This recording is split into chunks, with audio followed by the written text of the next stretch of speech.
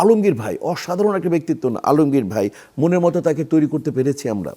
আলমগীর ভাই, আমরা ফারুক ভাইয়া, তারপরে হচ্ছে যে উজ্জ্বল ভাইয়া, আমরা কি রজনীকান্ত তৈরি করতে পেরেছি, আমরা কমল হাসান তৈরি করতে পেরেছি, নাগার্জুনের মতো আমরা আমরা ক্যারেক্টার দিতে পেরেছি।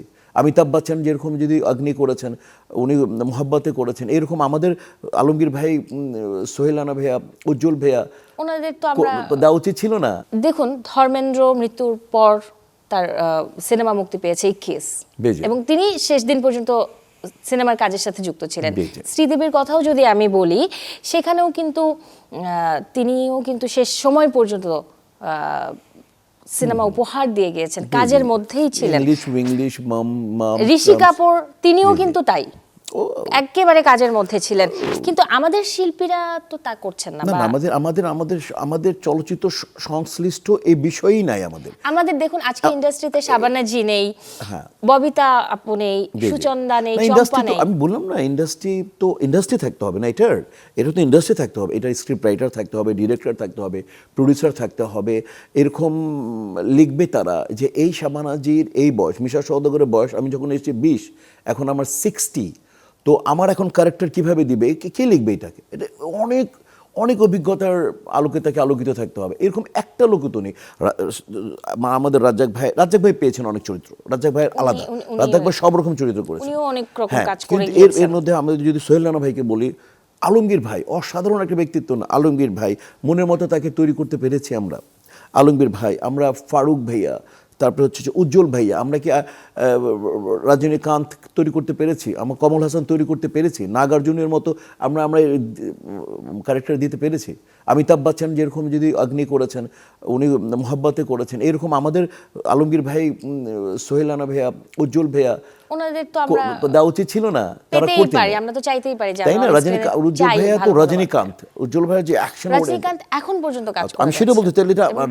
নায়কের চরিত্রে উজ্জ্বল ভাই তো মানে মেগা স্টার ছিলেন, অ্যাকশন ছিলেন উনি, তো উজ্জ্বল ভাইকে দিয়ে আমরা ওটা করতাম। আলমগীর ভাইকে দিয়ে আমরা আজকে অমিতাভ বচ্চন যে রোলগুলো করেন বা করেছেন, ওটা আমরা ওটা সোহেল রানা সাহেবকে এবং আমরা আলমগীর ভাইকে দিয়ে ওটা করতে পারতাম। আমি বোঝাতে পেরেছি? কাঞ্চন ভাইকে দিয়ে আমরা, আমি আরেকটু যোগ করি, হ্যাঁ আমাদের কাজের জায়গা বা স্কোপটা নেই, স্কোপ একদমই নেই, পেশাই নেই। বাট আমরা যদি পাশের দেশে আরেকটুও তাকাই, তারকারা কিন্তু তারাও প্রযোজনার সাথে যুক্ত থাকে বা সব রকম মাল্টিটাস্কিং কাজের সাথে যুক্ত থাকে না। ওদের তাহলে বলবো যে আমরা অনেক বেশি ছিলাম। আমরা এখনকার না, এখন তো আমি বললাম যে এখন তো ক্লোজড হয়ে গেছে, চ্যাপ্টারই ক্লোজড হয়ে গেছে। আমাদের বাংলাদেশে হয়তো তুমি অনেক ছোট ভাইয়া, তুমি বলতে পারবো না, বাট আমি জানি বাংলাদেশে 20টা প্রোডাকশন হাউস ছিল শুধু আর্টিস্টদের। রাজলক্ষ্মী, ওইখানে রাজলক্ষ্মীর নায়ক রাজ্জাক সাহেবের প্রোডাকশন হাউস, ওখানে যে ছবি রিলিজ হবে অসম্ভব ভালো ছবি, ঈদে হবে, যখনই আসবে উনি উপন্যাস ভিত্তিক ভালো ছবি রাজ্জাক ভাই বানাবে। সময়ের সাথে কেন গ্যাপ পড়লো? আমি শাবানা জি, এসএস প্রোডাকশন, সুপার, ঈদ মানে তার ছবি, তারপরে জেমস জসিম ভাই ছবি, তার মাসুদ পারভেজ ভাইয়া ঘর, তারপরে ববিতা আপুর আলাদা প্রোডাকশন হাউস। আমি বলি সিরিয়াল, আমি বলি সুচন্দা আপু আলাদা, আমাদের ববিতা আপু আলাদা, এখন মানে চর্চাও আমরা কেউ নাই তো, আর কেউ আছে নাকি? আমাদের সব আর্টিস্ট তো মানে এখন কোথায় বানাবে ছবি? তো সিস্টেমই নেই যে ছবি যে বানানোর পর বানিয়েছে। আমরা অমিত হাসান বানিয়েছে, আমি বানিয়েছি, সানি বানিয়েছে, মৌসুমি বানিয়েছে, আমিও তো করেছি, সাকিব খানও করেছে 2-3টে, তো আমরা তো করেছি। কিন্তু যেভাবে চলবে, যেভাবে আমরা মানে মানে কি বলবো ব্যবসা সফল হব, সেটা তো আর হয়নি।